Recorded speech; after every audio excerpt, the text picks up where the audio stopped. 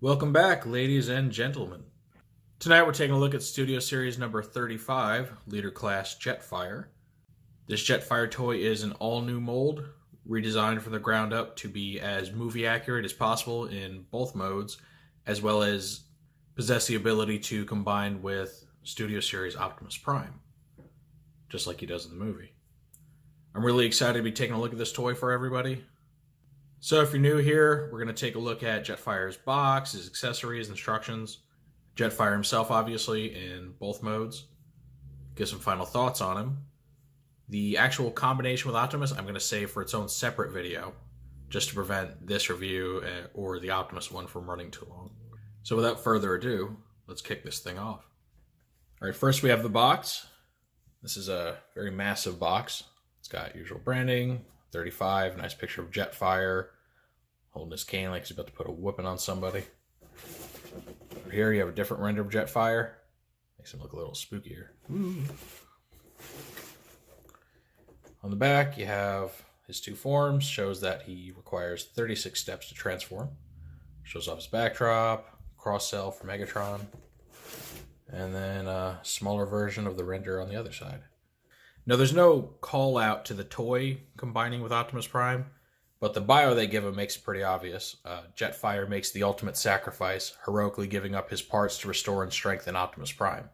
So, kind of hints off what this guy does. It's also really cool. They got the Lockheed Martin logo and shows what he is. Lockheed Martin SR-71 Blackbird. And, talks about copyright. One thing that's interesting about this box is it's actually thicker than your normal liter size box for Studio Series. I'll show you what I mean. Here's his wave mate, Megatron. And he's a good, say about maybe 25% thicker or so than the Megatron box. And so he's unique in that regard, at least so far. And that is owed to the fact that Jetfire's robot mode, which is the mode he's packaged in, is hunched over. He has kind of an unusual profile. So because he has this kind of hunchback posture, it makes him, kind of wider front to back than your average leader class. So it's interesting that they did that, but it would have taken some packaging wizardry to actually get him to fit in a normal size box. So kind of neat, kind of different. Jetfire's instructions, pretty good size. Open up just long ways here. Shows you how to transform him from his robot mode into his Blackbird mode, which we'll do in a moment. And then got some cross cells, and then you got the completed form of Jetwing Optimus Prime, which is his combined form with Optimus. Instructions on how to transform Jetfire into the components necessary for the combination. And then Optimus himself has some additional steps on his own instructions. Jetfire also comes with this additional little accessory here, which, if you're not sure what it is, it's upside down. But it's also the abdominal piece for the Voyager class Optimus Prime from Studio Series, more specifically the newer Optimus mold. And we saw in the review of Optimus that his ab piece can be removed. It's not, glued in or anything. And then this one can be substituted in for it. And when we do the combination video, I'll show you guys why that is. And now here we have Jetfire's vehicle mode, which is the Blackbird jet. And from the top, this thing looks absolutely phenomenal. It looks very realistic. It's got this wonderful panel detailing here. It's got the accents. It has the decals and such that Jetfire has in the movie, adding to the realism. See, got some more on here. This side. You can't actually make out what that says. It's a little too blurry to read. But yeah, from the top looks very good. You may notice there's some gaps going on here. This isn't intentional. There seem to be some tolerance issues with putting this guy's vehicle mode together, which is a thing I kind of run into a lot with Studio Series toys. It's almost like trying to pack an overfilled suitcase. You kind of try to cram everything in there to get it to fit. And because of tolerances, these pieces should plug in around here, but like I really just can't get them to without fear of like breaking the toy or something. So I let the gaps be. The sharp bits are rubber or soft plastic for safety reasons. He's got landing gear on the front as well as on the back here. The underside is just a kibbly mess, but because it's so abstract and messy looking, it kind of helps blend the robot bits in a little bit. Here you can see his axe weapon on the underside, and this landing gear actually makes up his cane in robot mode. I don't give jets too hard of a time with their undercarriage because it's really hard to make a robot that turns into a sleek looking jet and not just kind of throw all the parts on the bottom. The one thing I really don't like about this is the very visible Jetfire head from the sides. That is kind of a big eyesore. Wish there was a way they could have done that better to where it's not just splayed out for everyone to see. But overall, I'm still very happy with this mode. You know, they really nailed the design of, you know, the realistic Blackbird, plus all the special details that the Jetfire, you know, movie prop had. Here's Jetfire with his Revenge of the Fallen toy. And as you can see, the older toy is significantly larger than the new one, which by now is nothing new. You know, toys have been downsizing for years, so it's to be expected. From the top, they look very similar to one another. You can tell they were based off of the same concept. The newer toy is a bit more accurate to the screen. Has a few more details that are either added or omitted to add to the accuracy.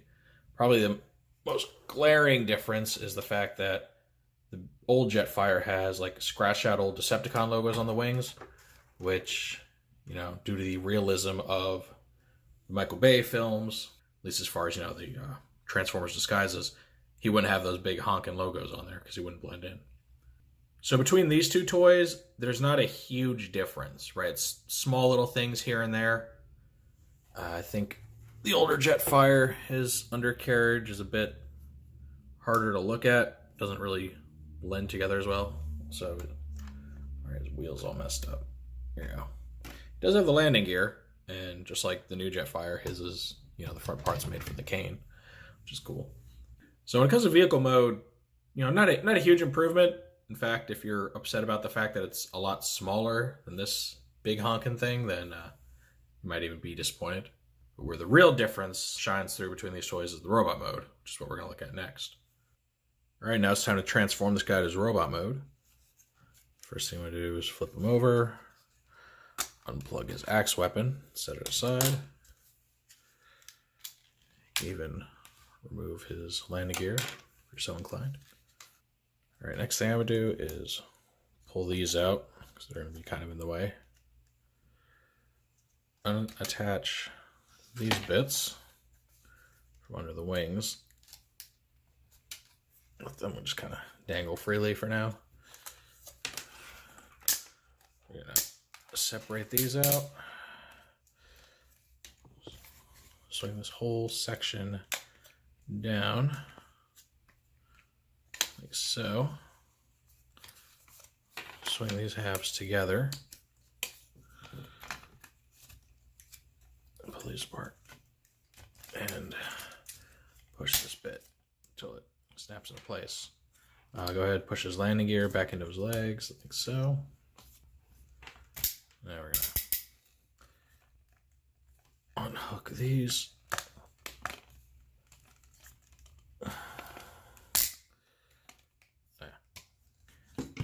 Alright, you know, kind of pull these panels up off of the legs. Let this fold back as you do. Goes all the way up. Spin this around 180, like so. Do the same thing on this side. Just lift the panel. Let it swing back as you do. All the way up. Alright, let's spin this around. Boom. Right, so you got the legs mostly formed now.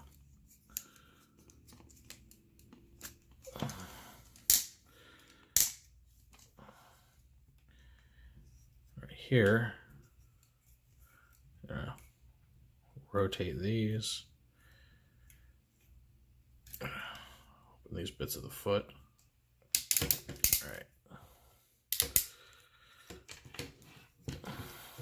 Same thing here, rotate. Put his legs in more of a line stance like so. All right, now we got this really big, long abomination. I'm gonna swing his shoulders out like this. All right, so it all just kind of swings loosely. And detach these panels, swing them upward a bit. Gonna collapse this bit down until it plugs in nice and securely, taps in. All right, and now this part, I'm gonna bend it a few different ways. Kind of collapse it all the way in on itself. Okay, I'm gonna separate these panels. Yes, just kind of swing them out, get them out of the way. I'm gonna fold this piece back. Fold this in once and again. Click it into place. Now, this part, you gotta kind of do one fluid motion to get that tucked in there. And Jetfire is now nearing completion. I'm gonna flip out his little hair wing things. I don't know what those are on the side of his head. Fold his wrists out.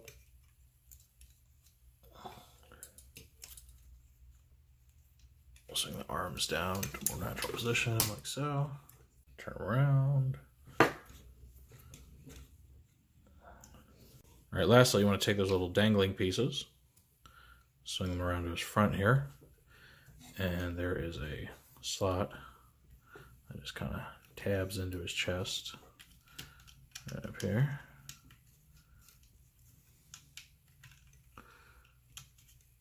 There you go. Kind of completes his torso, fills in a little bit. Looks good doing it. All right, the robot mode is complete. For the finishing touches, you take his landing gear, straighten it out all the way, like so. And then you can plug it into the palm of his hand, right here. Just go ahead and stick that in. I think it actually goes the other way, yeah. So he just got his little walking stick there, and he just put his axe in his other hand. Like so. And there you have it. And as you can see, Jetfire is very accurate to his movie interpretation. All the details are there. Proportions are really good. It's really just has this old haunched over geezer look to him. It's got great articulation. All over the place, all sorts of swivels, hinges. His head can look around, which is really great. He finally gets his axe weapon, unlike the other toy. His cane bit looks a lot more natural than the older one, but you'll see that in a minute. You know, all the kibble lines up pretty much where it's supposed to be. And it's just a really awesome looking toy. I like that, unlike the old toy, they actually managed to do something with the little dangly bits. They don't just hang off his back like they do in the other one. His face sculpt is really good. I mean, it looks like a giant mess of metal, but that's what it's supposed to look like, so mission accomplished. Giant, messy metal face with a beard and hair for some reason. And this guy just greatly exceeded my expectations for the robot mode. I never thought they could actually make a movie-accurate Jetfire, and the design team proved me wrong. All right, and here for comparison, we have the original leader Jetfire. And like I said, this is where the differences really shine through. These, I mean, they barely look like the same character. Yeah, they both have a cane, they're both haunched over, they both have weird little hair extensions and beards and stuff. But aside from that, they're very different looking robots. The old Jetfire is much beefier looking, looks less like a, you know, withered old man, and his head is much smaller in comparison to his body than the new one. And don't get me wrong, the Revenge of the Fallen Jetfire is not a bad toy by any stretch. Like, if just taken for what he is, he's really well designed, tons of detail, all that stuff. But when it comes to accuracy, he's not even close. I don't know if he was based on like an earlier concept of the character or what, but his robot mode and the combined mode that he has with Optimus look almost nothing like they do in the movie. Really, the only thing you could say this toy has that the other one lacks is electronics. It does make sounds and say its name and all that, but there seems to have been, a move away from electronics and gimmicks and stuff in the toys, so they can focus more on, better transformation, more accurate designs, and I'm okay with that. I was never one that, sat there and played with the electronics of my toys anyway, because that eventually just led to, battery leakage and acid damage. But it is cool to be able to see the contrast between these two and just really see how far engineering has come since they designed this guy, which is fine in his own right, but then designed the movie Jetfire. All right, here's the backdrop that's included with Jetfire. And as you can see, it depicts the battle in Egypt, which was the climax of Revenge of the Fallen, and where Jetfire inevitably gave his life to give Optimus a much-needed power boost. So, go ahead, we'll stick our guy on here like this. He looks very distinguished, very ready for battle. As there's explosions going on behind him. I'm really digging this. He looks great against it. Unlike most Studio Series figures, there's really no way you're going to get this guy on his backdrop in vehicle mode. He's just way too big as a jet to fit on here, so you're really only going to be able to display him in his robot mode, which is fine, because, again, I think he looks awesome. He just looks ready to go in there and take some names. Alright, and that completes our look at Studio Series 35 Jetfire. I am absolutely impressed with the way this toy came out. A lot of people really didn't like the original Jetfire toy because it really missed the mark with accuracy, and I think this new figure more than makes up for that. He's built to scale with Optimus Prime, which is more than can be said for the original figures, where they're both leader classes, so Jetfire was really undersized compared to Optimus. His paint details, sculpted details are just phenomenal. The transformation is ingenious. There's so many moving parts on this guy. I love his axe weapon. I think it looks really cool. I love that every part of him seems to, serve some kind of purpose. There's not too much of an excess of just like kibble hanging off his back or anything. And the fact that he can combine with Optimus to make a very screen-accurate Jetwing Optimus Prime is just icing on the cake. My only criticism with this toy is the fact that it is very difficult to get all of his parts to line up perfectly to make a very clean, gap-free jet mode. I've transformed this guy back and forth a number of times since I got him, and I just, no matter what, can't seem to get it perfect. I don't know if it's just me, if it's a tolerance issue, design issue, but I do know that the old Jetfire toy didn't really have that difficulty. He plugged together pretty well. But that's my take on the toy. What do you all think of it? I'd love to hear your thoughts below. If you like this video, be sure to give it a thumbs up.